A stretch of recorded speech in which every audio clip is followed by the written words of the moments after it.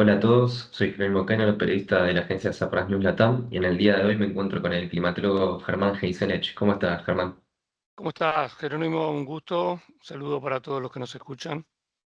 Buenísimo. Bueno, vamos a hablar un poco, si querés, en principio de lo que fue la escasez de lluvia, ¿no? En verano no hubo tantas lluvias y eso se fue recuperando a medida que pasó el año, en marzo, en abril. Sin embargo, como que hubo un exceso de precipitaciones. Por ejemplo, en algunas zonas en Santa Fe llegaron a haber acumulaciones de 50 y 150 milímetros, 200. En principio, bueno, saber cómo siguen esas zonas, si hay sectores que realmente están complicados. Bueno, sí, en principio, para hacer un resumen muy rápido de lo que fue la campaña, tuvimos un semestre muy regular en el comportamiento de las precipitaciones. No fue muy exigente en temperatura porque a finales de la fina no hubo las tardías, hubo una buena producción de fina, la primavera tuvo buenas precipitaciones, por eso la fina terminó con un volumen alto, récord de trigo, porque bueno, se dieron alto rendimiento porque las condiciones climáticas estuvieron a la altura de la demanda de los cultivos. Eso por un lado. Hasta noviembre veníamos con un nivel de lluvia apreciable, satisfactorio, que permitió recargas interesantes, incluso los maíces que llegaron temprano a floración en primera parte de diciembre, tuvieron agua. Ahí posiblemente pudimos tener algún efecto niña entre diciembre y mediados de enero. La niña en general fue un evento oceánico muy débil, no fue particularmente intenso, por lo cual no se le puede atribuir toda la como causalidad de lo que pasó, ¿no? Porque la proyección de la falta de precipitaciones fue más allá de mediados de enero, incluso avanzamos sobre febrero y como bien vos decías, los faltantes de lluvia eran notorios. En algunos momentos, digamos, impactó negativamente en los rendimientos de la campaña gruesa, tanto de maíz, los maíces que ya estaban más corridos hacia enero, y obviamente en las hojas, ¿no? Las hojas que empezaron a florecer en la última parte de enero también padecieron un poco eso y algo de rendimiento se perdió por ese efecto. Pero como te decía, fue una conjunción de factores de escala regional y de fondo estaba el fenómeno de la niña, pero nosotros no le atribuimos toda la responsabilidad a la niña, sino más bien a bloqueos de masas de aire húmedo en la escala regional que justamente se empezaron a recomponer durante el mes de febrero y ahí aparecieron las primeras soluciones de lluvia que pusieron deterioro, le pusieron al deterioro le pusieron freno. No fueron lluvias en la zona núclea particularmente interesantes en cuanto a volumen, no recuperaron todo lo que se había perdido en volumen en la previa de diciembre y enero, pero por lo menos le pudieron poner freno a los deterioros y eso dejó el saldo de la producción actual, que en general fue buena si uno lo mira con los valores estadísticos, digamos, el impacto no fue tan grave, pudo haber sido peor, pero satisfactoriamente más o menos a partir del 10 de febrero las precipitaciones se empezaron a generalizar y ahí en la transición febrero-marzo empezó el descalce de la lluvia en el sentido de que empezaron a llegar lluvias abundantes en un momento que ya no tenían tanto impacto positivo, era más bien negativo. Y justamente la transición marzo-abril fue muy húmeda, esos bloqueos que te mencionaba antes de la masa de aire húmedo desaparecieron y justamente se dio un contexto mucho más favorable para que aparecieran las lluvias. Y si vos vas mostrando después los primeros mapas que ponemos en el saldo de lluvia del mes de abril, el mes de abril continuó con eso. Y ahí es donde se generó el problema, porque el mes de abril, si bien todavía es un mes que todavía tiene el impacto, la transición, digamos, estacional siempre es muy activa en cuanto a lluvias, tanto la última parte de marzo, el principio de abril siempre es muy activo.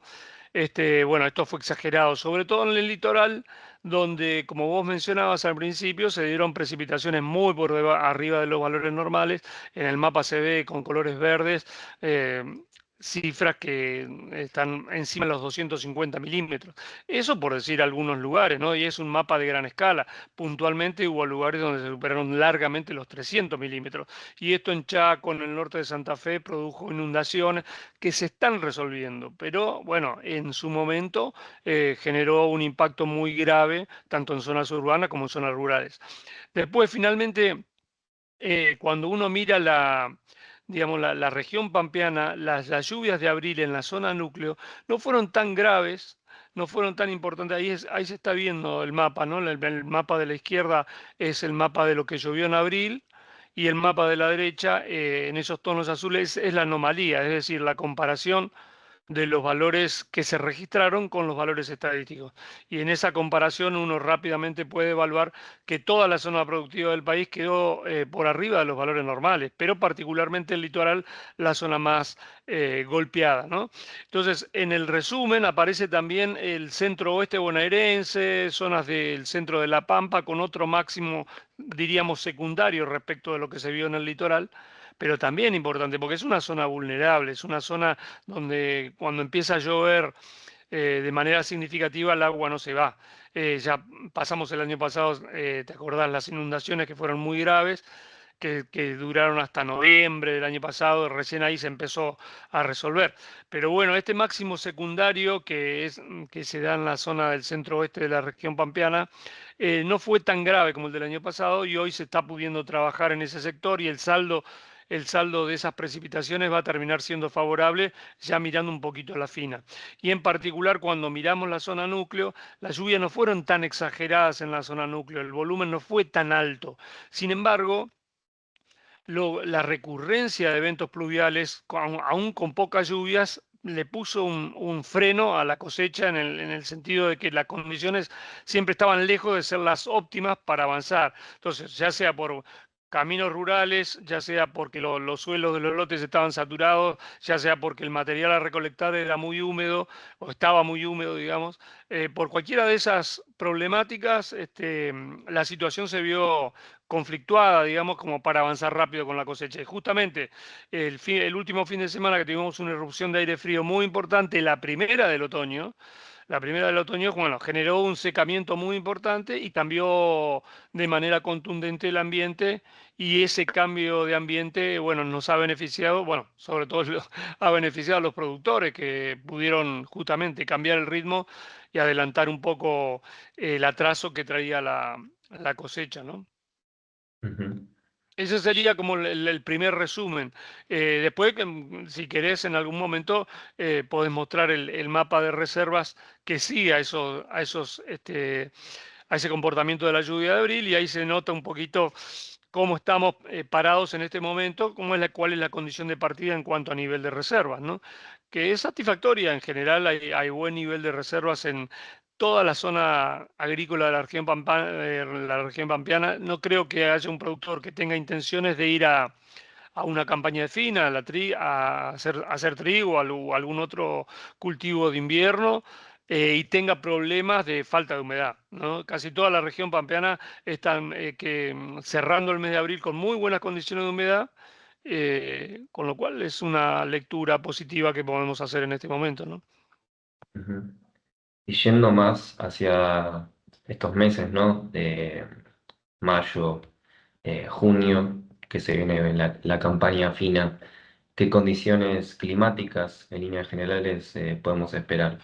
Bueno, mira, Jerónimo, en principio lo que te decía es lo más importante es que no hay presión sobre las precipitaciones en cuanto a que se necesita agua.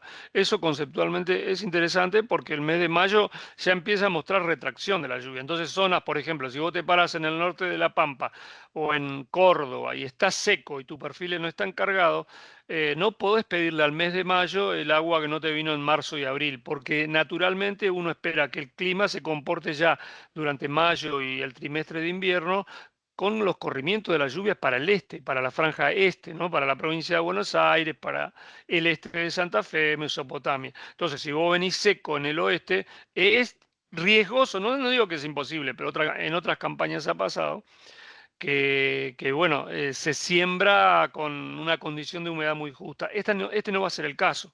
Casi todas las zonas que venían secas en el oeste se recuperaron y por eso te decía que en el mapa de humedad se muestra que incluso hay zonas que todavía están con excesos hídricos, pero se están resolviendo. Entonces, la lectura primaria que tenemos que hacer es esa. Tenemos una muy buena condición de partida para el mes de mayo y sobre esa condición de partida satisfactoria tenemos por lo menos 10 días con lluvias escasas.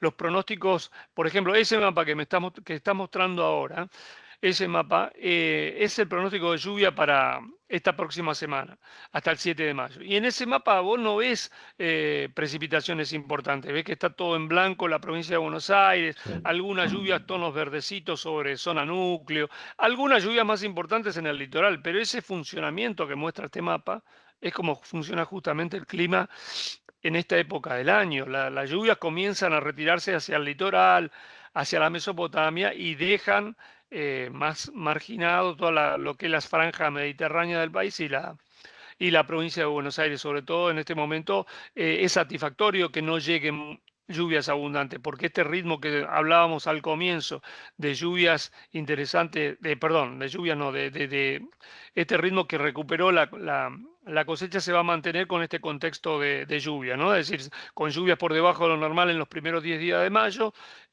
seguramente vamos a poder mantener un muy buen ritmo de cosecha, recuperar lo que está atrasado y bueno, después sí, seguramente en la segunda quincena de mayo vamos a tener alguna mejora pluvial o algún aporte de lluvia, pero ya te digo, no son necesarias lluvias importantes, con algunas lluvias relativamente escasas.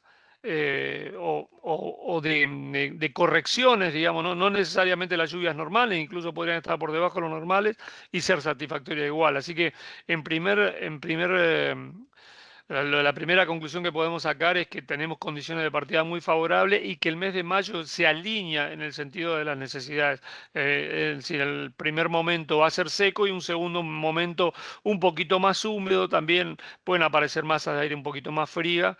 Este, pero en principio las líneas, las lluvias como que están alineadas con las necesidades agronómicas y creemos que va a haber un muy buen inicio para la campaña fina, ¿no? Y después ya viendo un poquito más lejos, tratando de ver lo que va a ser el trimestre del invierno, no se perfila particularmente un invierno muy llovedor, muy húmedo, a pesar de que de fondo, en algún momento vos vas a mostrarlo seguramente, ya se empieza a hablar de la posibilidad de evento niño.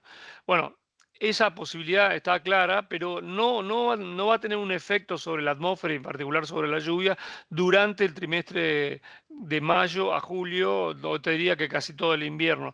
Lo más probable es que tengamos durante el invierno lluvias normales o incluso algo por debajo de los valores normales, pero como te decía, en otras circunstancias uno podría preocuparse por ese factor, pero en estas circunstancias, en las actuales, no. Tenemos perfiles cargados y con que falte un poco de lluvia no va a ser dramático, no va a generar problemas. Pero yendo al fondo de la cuestión, a lo que se perfila, digamos, como para ya el inicio de la próxima campaña gruesa o la floración de esta fina, suponiendo que tengamos que se validan estas hipótesis, te decía yo que se puede sembrar bien, que creo que es altamente probable, que se puede sembrar bien la fina, bueno,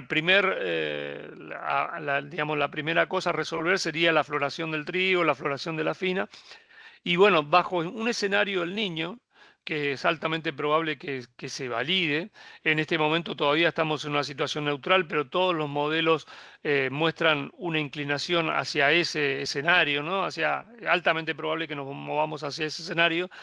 Si durante todo el invierno ya se manifiesta como un fenómeno oceánico, es altamente probable justamente que hacia septiembre y octubre ya la incidencia sobre la atmósfera del fenómeno del niño empieza a ser más marcada.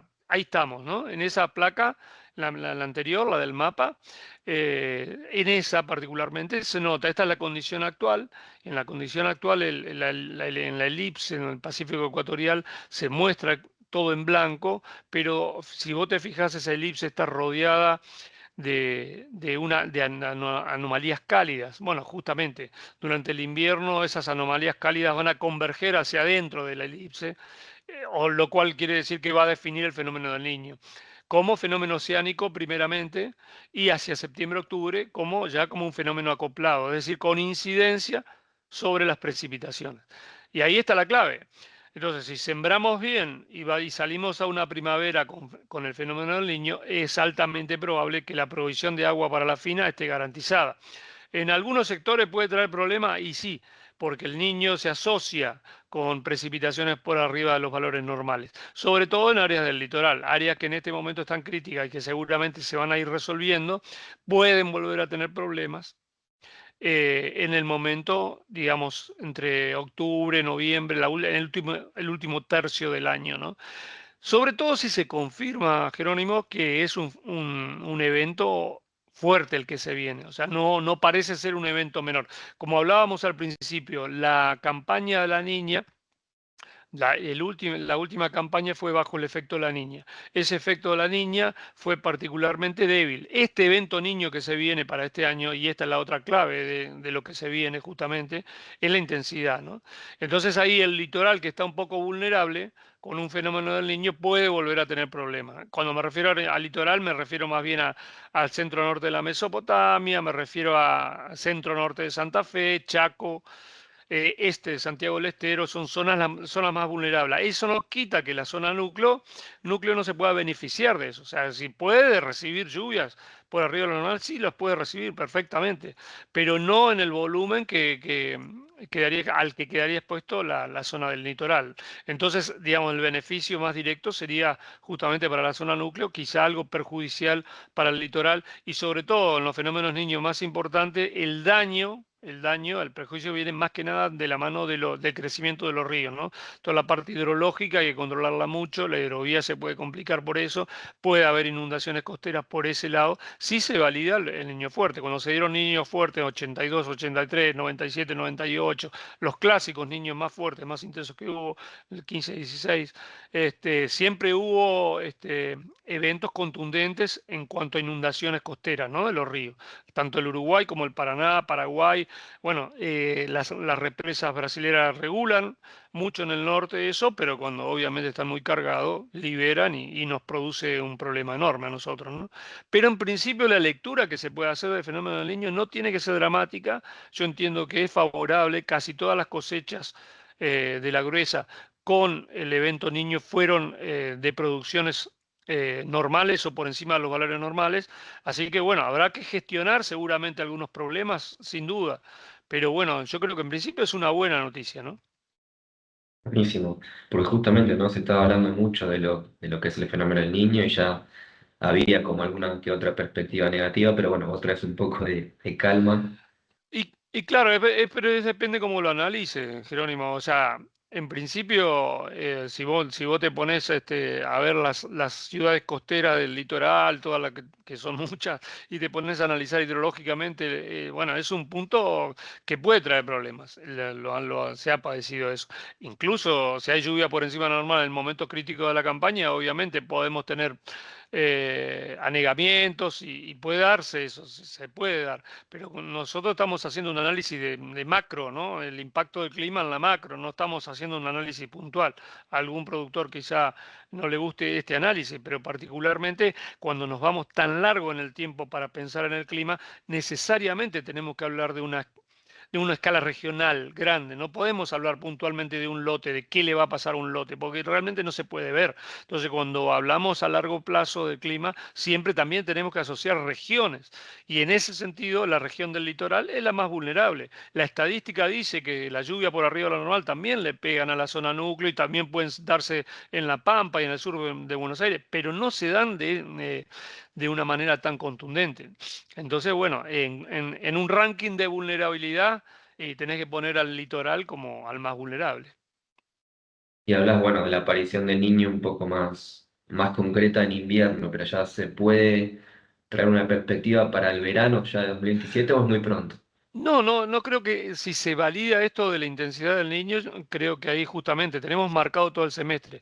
Cuando yo te hablo del invierno, siempre hay que aclararlo, no creo, y lo dijimos al principio, que el invierno sea grave. El invierno particularmente todavía está como una señal normal o incluso por debajo de lo normal, sobre todo si se afianzan los fríos que empezamos a tener ahora, que vinieron en forma tardía, pero vamos a tener un invierno todavía relativamente tranquilo. El fenómeno del niño se va a ir desarrollando, pero como en algún momento yo lo dije, como un fenómeno oceánico, o sea, bien naciendo, ¿no? Es la gestación del fenómeno del niño.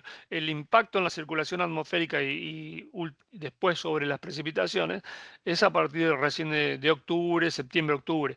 Naturalmente la región pampeana y el NEA normalmente en octubre tienen un máximo de lluvia, es cuando repuntan las precipitaciones, o sea, venís de un comportamiento bastante planchado hasta septiembre y ahí es como que la marcha de las precipitaciones remonta y octubre tiende a mostrar ese máximo. Bueno, con el fenómeno del Niño ese máximo se exacerba, se potencia.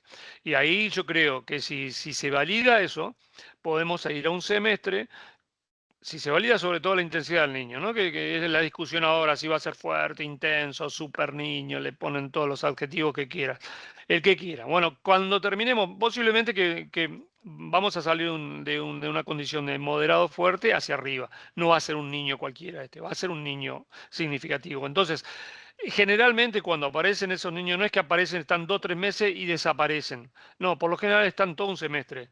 Entonces, sí, si yo te digo que en septiembre, octubre ya va a estar actuando sobre la atmósfera, capaz que lo tenemos hasta febrero, marzo del año próximo. Y eso nos estaría dando cobertura de precipitaciones hasta la floración de la soja. Entonces, obviamente que hay que gestionar una campaña con problemas más relacionados con sobrantes de agua que con faltantes de agua. Pero ese es el primer pantallazo que podemos hacer de la gruesa. Después, sobre la marcha, hay que ir haciendo correcciones, como todo. Es como cuando se habla de economía y se da la macro de la economía y después se van haciendo correcciones. Esta también, yo creería que, así a grosso modo, te diría que el año que viene, en la campaña que viene en general, es una campaña favorable para el agro argentino, pero que va a haber que gestionar inconvenientes seguramente. Este año hubo que gestionar inconvenientes a partir de faltantes de agua y bueno, más bien la campaña que viene va a gestionar, vamos a tener que gestionar inconvenientes a partir de sobrantes. Y eso es una señal, ¿cómo decirlo? De lo que a mí me da más temor con el clima, ¿no? La volatilidad que estamos teniendo en pasar de extremos secos a extremos húmedos, ¿no? O sea, de una punta a la otra. Antes pasábamos por un periodo de neutralidad más extendido. Hoy estamos pasando del fenómeno de la niña al fenómeno del niño y así, al cabo de un par de años vamos de una punta a la otra. Antes había 4 o 5 años de neutralidad que permitían, bueno, al sistema de alguna manera resetearse. Hoy pasamos de un extremo a otro. No sé si ese concepto de reseteo se entiende, pero es como que vos estás todo el tiempo, no hay una relajación del sistema. No sé si se puede llegar a No hay entender. una estabilidad, digamos. Exactamente, necesitamos un periodo de 2 o 3 años para que el sistema vuelva a encauzarse y tomar valores estadísticos, pero bueno, así se vuelve más caótico, el clima obviamente es caótico, tiene una componente caótica muy importante, pero en general en los últimos años esa volatilidad se ha puesto más en evidencia, se ha potenciado muchísimo y bueno, hay que lidiar con eso, ¿no? El productor va a tener que estar atento a lidiar con eso y bueno, a tener mucho cuidado con las decisiones que toma porque obviamente el clima impacta mucho en sus decisiones, ¿no? Perfecto. Bueno, ya para ir cerrando y resumiendo, en el corto plazo vamos a estar esperando unas lluvias alineadas con lo que esperan los productores para la fina. Y bueno, este niño que no va a ser cualquiera, habrá que estar atentos, pero en líneas generales es favorable, tanto para el corto plazo como para el año que viene. Yo creo que sí, que va por ahí el tema. Bueno, obviamente hacer hincapié en que no se puede garantizar nada a larguísimo plazo, simplemente y vamos a tener que ir monitoreando un poquito más corto el desarrollo de la campaña, pero en principio no podemos ver el fenómeno del niño cuando en la estadística mirando hacia atrás. O sea, está bien, son fotos, no estoy hablando de un pronóstico, estoy hablando del pasado, pero si vos haces la estadística de los rendimientos asociados al fenómeno del niño, hay muchas zonas, muchísimas zonas, que han tenido rendimientos normales o por encima de los valores normales con el fenómeno del niño. El niño, sobre todo maíz, ¿no? El maíz es un cultivo que se beneficia muchísimo del fenómeno del niño, sobre todo en zonas de Entre Ríos, zonas que tienen una demanda que entre mediados de diciembre y mediados de enero a veces no está satisfecho porque normalmente hay como pequeñas sequías en esos momentos, climáticamente aparecen. Y bueno, con el fenómeno del niño no aparecen. Entonces, esas zonas particularmente se ven beneficiadas. ¿Qué tienen que pagar por eso? Y un aumento del riesgo de inundaciones en zonas costeras. Digamos que hay un riesgo aumentado en otros sectores, pero en general los sectores que no sufren en eso tienen rendimientos muy satisfactorios, ¿no? Bueno, Germán, clarísimo toda la información. Estaremos atentos entonces a los próximos meses, cómo viene ahora la fina y el niño próximamente. Así que bueno, en cualquier momento volvemos a hablar. Tal cual. Jerónimo, te dejo un cordial saludo y por supuesto para toda la gente que nos está viendo y escuchando. Muchas gracias.